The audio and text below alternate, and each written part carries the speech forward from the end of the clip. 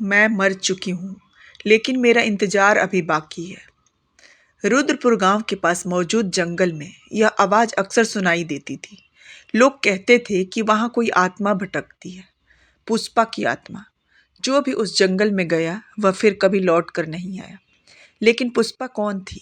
उसकी आत्मा क्यों भटक रही थी? और जो उसकी कहानी सुनने की कोशिश करता, वह मौत के मुंह में क्यों चला जाता? अगर हिम्मत है तो ये कहानी सुनो, लेकिन याद रखना, शापित आत्माएं अपनी राज छिपा कर नहीं रखती। वे उन्हें सुनाने वालों की भी बलि ले लेती हैं। गांव रुद्रपुर के पास एक घना जंगल था, जिसे लोग शापित वन कहते थे।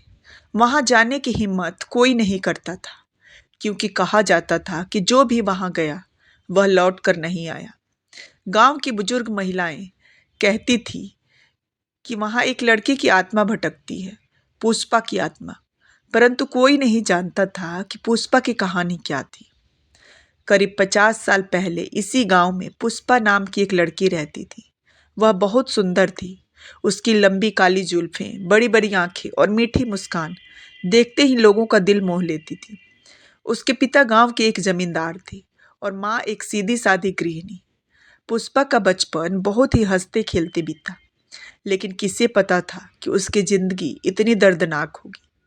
गांव का एक लड़का रघु पुष्पा से बेइंतहा प्यार करता था, लेकिन वह गरीब था और जमींदार के घर की बेटी से उसका रिश्ता नामुमकिन था। पुष्पा भी रघु को पसंद करती थी, लेकिन समाज के डर से अपने प्रेम को स्वीकार नहीं कर पाई। एक दिन गांव में मेला लगा। रघु और पुष्पा की नजरें टकराई और दोनों चोरी चुपके जंगल की ओर निकल गए। दोनों ने एक दूसरे से अपने दिल की बात कही। पुष्पा रघु से बहुत प्यार करती थी, पर समाज की बेड़ियों में जकड़ी हुई थी। रघु ने कहा कि पुष्पा, क्या तुम मुझसे शादी करोगी?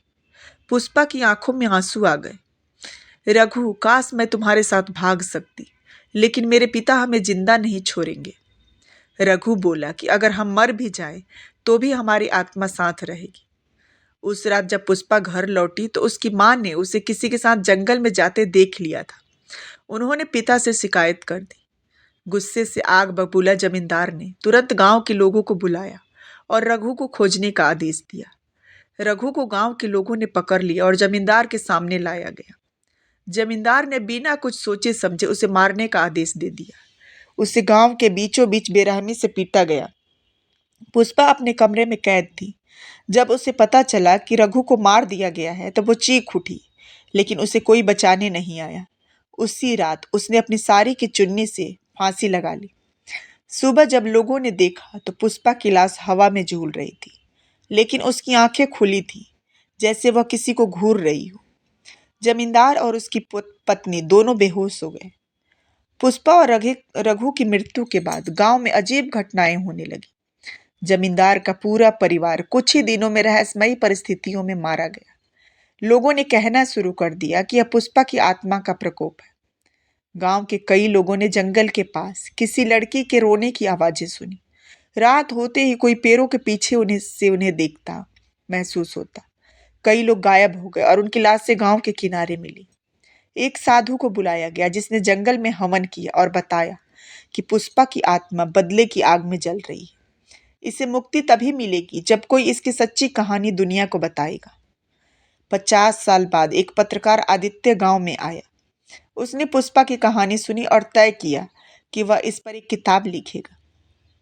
आदित्य जंगल में गया और वहां कुछ अजीब घटनाएं महसूस की। अचानक उसे किसी लड़की की परछाई दिखी, जिसकी आंखों से खून बह रहा था। एक धीमी आवाज आई, मुझे न्याय चाहिए।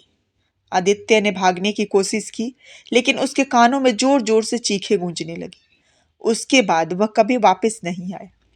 लोग आज भी कहते हैं कि जिसने भी पुष्पा की सच्ची कहानी लिखने की कोशिश की, उसे अपनी जान गंवानी पड़ी।